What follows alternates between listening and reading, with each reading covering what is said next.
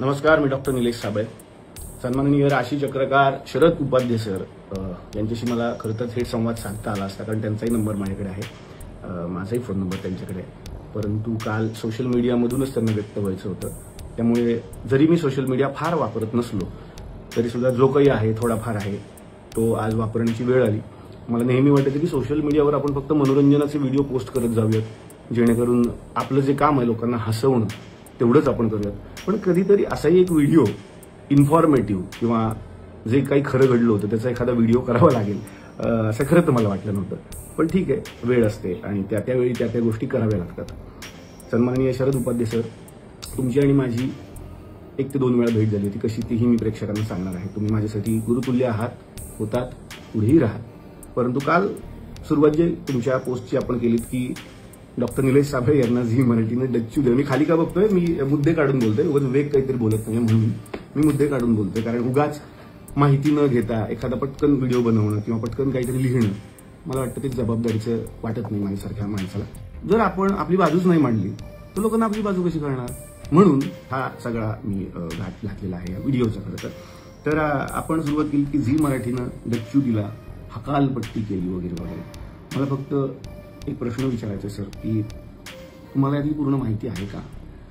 किंवा बाहेर सुद्धा मीडियामध्ये लिहिणाऱ्यांना काय ते लिहू शकतात. युट्यूबवरती बरेच जणांचे स्वयंघोषित पत्रकारांचे चॅनल आहेत, जे कुठली मोठी मोठी चॅनल आहेत त्यांचा मी रिस्पेक्ट करतो. पण स्वयंघोषित जे कोणी पत्रकार मुलं असतात, मुलंच म्हणतो मी त्यांना, जे आपापलं एक चॅनल करतात आणि त्याच्यावरती डच्चू दिला, हकालपट्टी केली, हे सगळ्यांना एक महत्त्वाची इन्फॉर्मेशन द्यायची आहे. कार्यक्रमाला मी नाही म्हटलं, तुम्हाला कदाचित माहिती नसेल म्हणून म्हणतो की ही माहिती घ्यायला पाहिजे होती तुमच्यासारख्या एका मोठ्या गुरुतुल्य व्यक्तीनं. जेव्हा आपण एवढ्या मोठ्या सोशल मीडियाचा वापर करतो, सोशल मीडिया खूप मोठं नाव आहे, कारण तुम्हाला माझ्यापेक्षा जास्त लोक फॉलो करतात सर, आणि तुम्हाला मला तरी फॅन म्हणून फॉलो करतात, तुम्हाला गुरु म्हणून फॉलो करतात. त्यामुळे मला असं वाटतं की जबाबदारी खरं तर तुमची जास्त होती की आपण खरंच माहिती घेऊयात. झीमध्ये तुमच्याही ओळखी भरपूर आहेत, तुम्ही एक फोन करून विचारू शकला असतात की काय झालंय, निलेश साबळे या कार्यक्रमात का नाहीये. झी मराठीत सर अनेक लोक तुम्हालाही मानतात, त्यामुळे तुम्ही एखादा झी मराठीत फोन करून विचारायला पाहिजे होतं, माहिती घ्यायला पाहिजे होती की गेले जवळपास 6 महिने झी मराठीच्या अधिकृत व्यक्ती जे त्या हेड पदावरती आहेत त्यांनी मला अनेक वेळा फोन केले होते. मी नाव घेऊन बोलू शकतो, सन्माननीय रोहन राणे जे नॉन फिक्शन हेड होते, ज्यांनी मला 6 महिन्यात अनेक वेळा फोन केले होते की आपण चला हवं सुरू करतोय, तुमच्याशिवाय डॉक्टर तो होणार नाही, एकदा आपण मीटिंग करायला पाहिजे. म्हटलं आपण मीटिंग नक्कीच करूया. तदनंतर अगदीच 1-1.25 महिन्यापूर्वी माझी सविस्तर 2 तासांची झी मराठी बरोबर मीटिंग झाली आहे त्यांच्या चॅनलला, वरडीच्या ऑफिसला, ज्यावेळेला त्यांनी मला सांगितलं होतं की आपण कार्यक्रम करतोय आणि कशा पद्धतीनं करता येईल याविषयी एकदा बोलूया. माझ्या काही अडचणी होत्या, मी जो एक सिनेमा करतो त्यात मी सध्या अडकलोय, त्याचं शूटिंग अजून 1.5 महिना चालणार आहे, त्यामुळे त्या तारखा न जुळल्यामुळे आणि अनेक वेगवेगळी कारणं असल्यामुळे सध्या या कार्यक्रमातून माघार घ्यायची मी त्यांना रिक्वेस्ट केली की मला माघार घेऊ द्या. याचा अर्थ असा होत नाही की मला कार्यक्रम करायचा नव्हता, मी नकार दिला, मी पुन्हा एकदा क्लिअर करतो. पण मी स्वतःहून या कार्यक्रमातून बाहेर पडलोय. मी स्वतःच म्हणालो की मला कार्यक्रमात आत्ता तरी भाग घ्यायचा नाहीये. सेम भाऊ कदम सरांचं सुद्धा आहे. भाऊ सध्या माझ्याच बरोबर माझ्या सिनेमात काम करतात, तेही या कार्यक्रमात नाही आहे. 2 माणसं या कार्यक्रमात नाही आहेत. पण का नाही आहेत याचं कारण तुम्ही जाणून घेतलं का? मला असं वाटतं की सर तुमच्यासारख्या एका मोठ्या व्यक्तीनं थोडी माहिती घ्यायला पाहिजे होती की निलेश साबळे कार्यक्रमाला नाही म्हणालेले आहेत. आणि हे मी माझ्या ऑफिशियल चॅनलवरून आत्ता सांगतोय, माझ्या या सोशल मीडिया अकाउंटवरून सांगतोय. याला झी मराठी सुद्धा दुजोरा देईल जर आपण त्यांना विचारलं तर. अगदी ते सांगतील सुद्धा की माझी मीटिंग किती वेळ आणि कुठे झालेली आहे. मला त्यानंतर बोलायचंय, तुम्ही जे म्हणालात की निलेश साबळे यांच्या सेटवरती माझा अपमान झाला किंवा थेट आता तुम्हीच केलाय असं तुमचं म्हणणं आहे, म्हणून मला ते सगळ्यांच्या समोर मांडायचं होतं की 2014 ते 2015च्या मध्ये हा एपिसोड शूट झालेला आहे, जेव्हा कार्यक्रम नवा होता. कार्यक्रमाच्या पहिल्या 50 भागांमधला हा भाग आहे. त्यामुळे ते जे वाक्य की 10 वर्ष झाली डोक्यात हवा गेली होती, तर वाक्यात मग पुन्हा प्रॉब्लेम होतो, कारण 50च एपिसोड झालेले आहेत आणि तुम्ही म्हणता तेव्हा ही घटना घडली, तर तेव्हा हवा गेली होती कदाचित. 10 वर्ष झाल्यावर हवा डोक्यात गेली, ही वाक्यच वेगळी वाटतात मला सगळं. पहिल्या 50 भागातच चला माझ्या डोक्यात हवा गेली असेल असं तुमचं म्हणणं आहे. पण मला एवढं सांगितलं की तुम्ही ज्या ज्या गोष्टींची माहिती सोशल मीडियातून समोर आणली ती म्हणजे मला सेटवरती बोलावलं, मला पाणीही विचारण्यात आलं नाही. मला सगळ्यांना सांगायचं की SL व्हिजन नावाची खूप मोठी कंपनी, खूप नावाजलेली झी मराठीची कंपनी चला हवा येऊ द्याचा सगळा कारभार सांभाळते आणि त्यांनी उत्तम हा कारभार सांभाळला आजपर्यंत. कंपनीची किती माणसं काम करतात, जे लोक हवा येऊ द्याच्या शूटिंगला आले ते सगळ्यांना माहिती आहे. चॅनलची माणसं आलेल्या कलाकारांना रिसीव्ह करण्यापासून त्यांच्या मेकअप रूम पर्यंत नेण्याचं कामही करत असतात. क्लासिक स्टुडिओ जो मीरा रोडला आहे त्या क्लासिक स्टुडिओला याचं चित्रीकरण झालं आणि क्लासिक स्टुडिओची सगळ्यात मोठी रूम ही शरद उपाध्ये सरांना देण्यात आलेली होती, जी AC रूम होती. मला जितकं माहिती आणि जितके कलाकार हवाई उद्यात आलेले आहेत त्या सगळ्यांना हे माहिती असावं की प्रत्येक मेकअप रूममध्ये ऑलरेडी पाण्याच्या बाटल्या ठेवलेल्या असतात. कारण आदल्या दिवशी त्याची रिहर्सल होते, म्हणजे आदल्या दिवशी त्याची मीटिंग होते की कोणाच्या रूममध्ये काय काय गोष्टी असायला पाहिजेत आणि त्या असायलाच पाहिजेत अशी ती स्ट्रिक्ट वॉर्निंग असते. याही व्यतिरिक्त तुमचं म्हणणं होतं की माझ्याशी निलेश साबळे बोललेच नाही. बरं, पाण्याचा मुद्दा आणखी मला थोडा पुढे न्यावा असं वाटतं. पाणी विचारलं नाही ही खरंच माझी जबाबदारी असेल का असं मला अजूनही प्रश्न पडलेला आहे. कारण मी स्टेजवरती होतो, तुम्हाला जसं आठवतंय, मी रिहर्सल करत होतो आणि आपण सर आपल्या रूममध्ये होतो. माझी रिहर्सल उरकून मी प्रत्येक कलाकाराच्या रूममध्ये गेलो.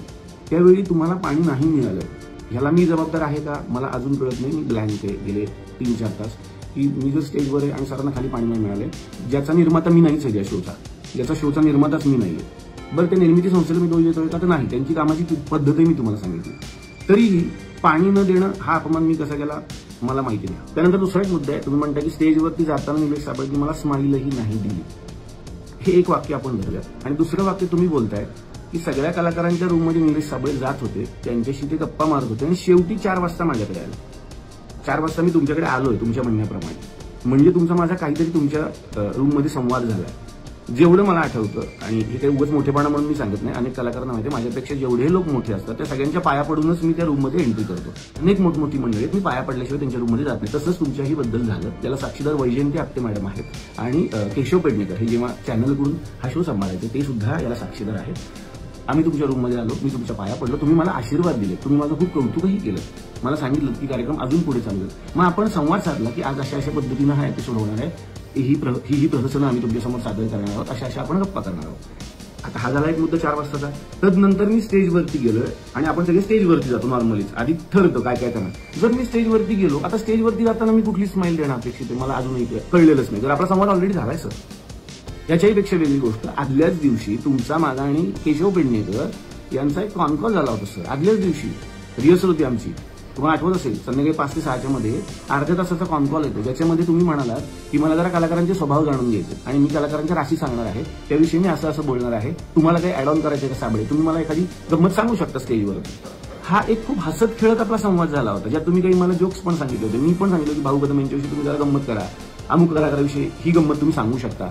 हा एक हसत खेळत संवाद आदल्या दिवशी 1 तासाचा झालाय की आपला, म्हणजे आपली अजिबातच ओळख नव्हती असंही नव्हतं आणि खरंच झालाय हा संवाद, तुम्हाला आठवतही असेल. त्यानंतर तुम्ही म्हणताय की माझ्या रूममध्ये आलेच नाहीत, शेवटी 4 वाजता आले, इतर कलाकारांच्या रूममध्ये गप्पा मारत बसले होते. तर इतर कलाकार त्यांच्याबरोबर कोण होते हेही मला सोशल मीडियात सांगायचंय. इतर कलाकार म्हणजे त्या एपिसोडमध्ये होते मंगलगाणी दंगलगाणी मेरी आवाज सुनो, आवाज की दुनिया याचे संस्थापक आणि खूप मोठे व्यक्तिमत्व अशोक खांडे सर, आणि दुसऱ्या रूममध्ये होते बोलक्या बाहुलीकार रामदास पाध्ये सर. मी यांच्या रूममध्ये गेलो होतो आणि मी गप्पा नव्हतो मारत, कारण साधारणपणे त्यांचं वय आणि माझं वय याच्यात खूप फरक आहे.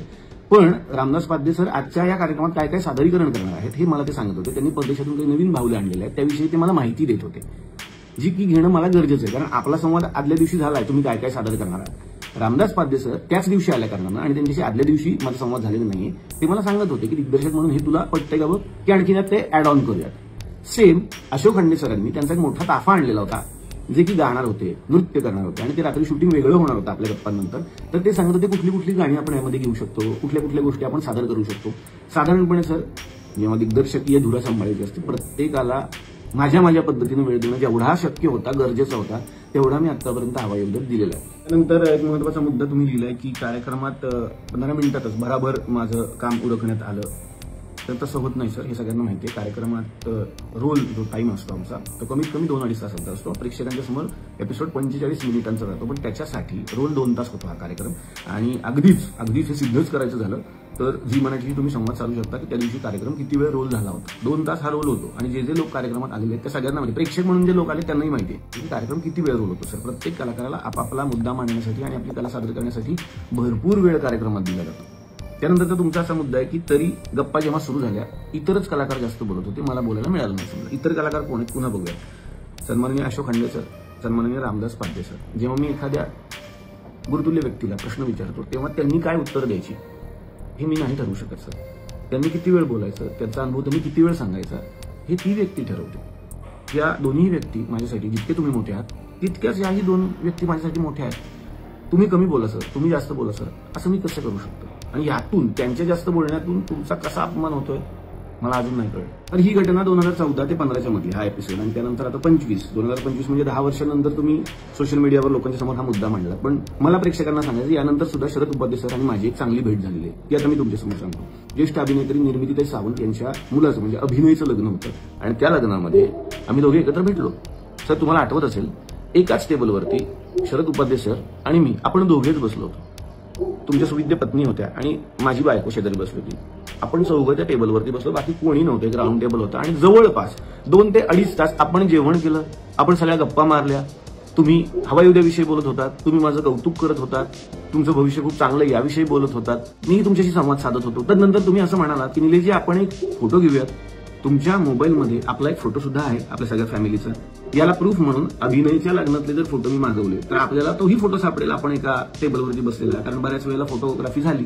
आणखीन प्रूफ म्हणून निर्मितीताई सावंत स्वतःच्या टेबलपर्यंत आल्या होत्या आणि त्यांनी विचारलं होतं तुमचं जेवण व्यवस्थित चाललंय का वगैरे वगैरे. मला असं वाटतं की ह्या सगळ्या गोष्टी ज्या घडून गेल्या ह्या आता आपण लोकांच्या समोर मांडण्याच्या, पण ती वेळ आता आली म्हणून मला त्या गोष्टी मांडायच्या होत्या. माझा प्रश्न एवढा, जर 2.5 तास आपण दोघे एकत्र संवाद साधत होतो 2017ला, तर तेव्हा तुम्ही हा मुद्दा का मांडला नाही की निलेशजी 2015च्या कार्यक्रमात मी तुमच्याकडे आलो होतो, अशा अशा घटना घडल्या, मला तुमचा राग आलाय किंवा मला वाईट वाटलं, मी तुमची माफी मागितली असते त्या क्षणाला.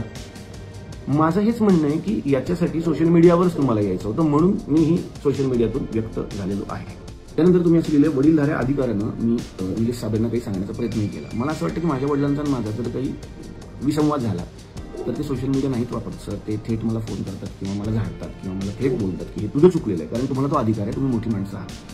सोशल मीडिया जेव्हा आपण व्यक्त होण्यासाठी सतत वापरतो तेव्हा मला वाटतं त्याला एक वेगळा वास येतो. तर माझी तुमच्याविषयीची जी एक भावना आहे, जी एक इमेज आहे, ती आजपर्यंत खूप मोठी आहे. मी नेहमी सांगतो की कॉलेजला असल्यापासून मी तुमचा फॅन आहे. मी तुमच्या अनेक सीडीज माझ्या घरी आणून पाहायचो, ज्या एव्हरेस्टच्या, हेही सांगतो, ज्या एव्हरेस्ट कंपनी वगैरे सगळं मला पाहायचं. राशीचक्रच्या सगळ्या सीडीज माझ्या घरी आहेत, मी ते ऐकतो, अजूनही पाहतो. अजूनही तोच रिस्पेक्ट आहे, कारण तुम्ही तुमच्या क्षेत्रामध्ये खूप मोठं काम केलेलं आहे सर आणि करत आहात. मला खूप छान वाटतं जेव्हा तुम्ही मिश्किल पद्धतीने सगळ्या राशी सांगता, मला फार छान वाटतं ते. मी तुमचा फॅन आहे, मी आयुष्यभर राहीन सर, पण मला तुम्ही हे कराल असं कधीच वाटलं नव्हतं, पुढेही नाही वाटणार. मी आज तुमच्यासमोर हे सगळं घेऊन का आलो, कारण हे एकदा झालं असतं तर मी सोडूनही दिलं असतं, कारण हे एकदा नाही, ही तिसरी वेळ आहे सर. 6 वर्षापूर्वीची तुमची अशीच एक पोस्ट आहे, त्यातही मला काही कळत नाही. 6 वर्षापूर्वी तुम्ही एक पोस्ट केलेली आहे जी सापडेल तुम्हाला सोशल मीडियावर, ती अशीच की हे सगळे कलाकार आहेत, हे सगळे कलाकार इतके छान आहेत, तरी पण एका चुकीच्या भंगारवाल्याच्या हातात हे सगळे कलाकार लागले आणि मग हिऱ्यांचा कसा प्रॉब्लेम झाला. हिरे तर खरं तर पारख्यांच्या हातात जायला पाहिजे होते, पण भंगारवाल्याच्या हातात हिरे आल्यावर काय होतं, ही वेगळी तुम्ही छान पोस्ट लिहिली होती. तेव्हा मी दुर्लक्ष केलं, म्हटलं मोठी व्यक्ती आपण रिॲक्ट होणं चुकीचं आहे. तो त्यांचा एक मुद्दा असू शकतो, त्यांची एक भावना असू शकते, ज्याचा मी रिस्पेक्ट केला पाहिजे. पण 6 वर्षापूर्वीच्या त्या पोस्टमध्येही हा अपमान नाहीये सर. मला हेच काही कळलं, मी कन्फ्युज आहे जरासा की त्या पोस्टमध्ये हे का नाहीये. मग जर हे 10 वर्षापूर्वी घडलंय, 6 वर्षाच्या पोस्टमध्ये हे नाहीये, हा एक सगळ्यात महत्वाचा मुद्दा. याही आधी एका मोठ्या वर्तमानपत्रामध्ये तुम्ही असंच काहीतरी बरंच काहीतरी लिहिलेलं होतं, तरी आम्ही सोडून दिलं की जाऊ द्या, मोठी व्यक्ती आहे आणि त्यांनी लिहिलंय, त्यांना अधिकार आहे. माझं हेच म्हणणं आहे की प्रत्येकाला आपला मुद्दा मांडण्याचा निश्चित अधिकार आहे, प्रत्येकाने तो मांडला पाहिजे. फक्त आधी थोड्या गोष्टी तपासल्या पाहिजे असं मला वाटतं की आपल्याला पूर्ण माहिती आहे का त्याविषयीची. डच्चू दिला, हाकलून दिलं, अहंकार, चॅनलने बाहेर काढलं. विचारा, मी पुन्हा एकदा म्हणतो, फोन करा आणि विचारा खरं काय घडलं, तुम्हाला खरी माहिती नक्कीच मिळेल. सर तुम्ही तुमच्या पोस्टमधून मला भंगारवाला म्हणालात आणि खरंच म्हणाला आहात. तुम्ही पोस्ट चेक करू शकता त्यांच्या, हे तुमचे शब्द आहेत. भंगारवाला, हीन दर्जाचा, अहंकारी, सर्वनाश, अधपतन, गलिच्छ, खालच्या दर्जाचा. 6 वर्षापूर्वीच्या पोस्टला चेक करा तुम्ही, हे सगळे शब्द तुमचे आहेत. तुम्ही इतकं आम्हाला काय काय बोलायचं आणि आम्ही फक्त ते ऐकून घ्यायचं, हो ना. चला, अभयउदयचं नवीन पर्व सुरू होत आहे आणि याच्यामध्ये अभिजित खांडकेकर सूत्रसंचालन करतायत हे मला माहिती आहे सर. आणि अभिजित हा माझा खूप चांगला मित्र आहे. आमची सुरुवात एकाच कार्यक्रमातून झीच्याच मंचावरून झालेली आहे, त्यामुळे अभिजित हा माझा खूप चांगला मित्र आहे. हा चांगला, तो चांगला, हे सगळं वातावरण आपल्याला करायचंच नाही. अभिजित हा माझ्यापेक्षा चांगला अँकर आहे आणि त्याला माझ्या सल्ल्याची अजिबात कधीच गरज नाही असं मला वाटतं. आमची खूप उत्तम मैत्री आणि ती पुढे राहील. तर चला, अभयउदयच्या सगळ्याच कलाकारांना आणि झी मराठी वाहिनीला या नवीन पर्वासाठी माझ्या मनापासून शुभेच्छा आहेत, कारण हा कार्यक्रम काही झालं तरी माझ्या इथला. तर मला एवढंच म्हणायचं शेवटी की 10 वर्षांपूर्वी जर एखादी घटना घडलेली आहे आणि 10 वर्षानंतर ना मी तुमच्याविषयी काही वाईट बोललो, ना मी तुमच्याविषयी काही वाईट पोस्ट केली, ना मी तुमच्या कलेविषयी काही बोललो, ना मी तुमच्या शेजारी राहतो, ना मी तुम्हाला कसला त्रास देतोय, मी माझं एक छोटंसं काम करतोय माझ्या आयुष्यात, मग हे सगळं 10 वर्षांनंतर पुन्हा का? हा एक माझा अगदी म्हणजे हा बाळबोध वाटू शकतो प्रश्न, पण हे असं काय आहे, जर एखाद्या घटनेला 10 वर्ष झालेली आहेत, तुमचं वय माझं वय काही कंपॅरिझनच होऊ शकत नाही या सगळ्या गोष्टींचं. तुमचा व्यवसाय वेगळा आहे, माझा व्यवसाय वेगळा आहे, तरी सुद्धा हे का, असा एक माझ्या बालमनाला पडलेला प्रश्नच आहे.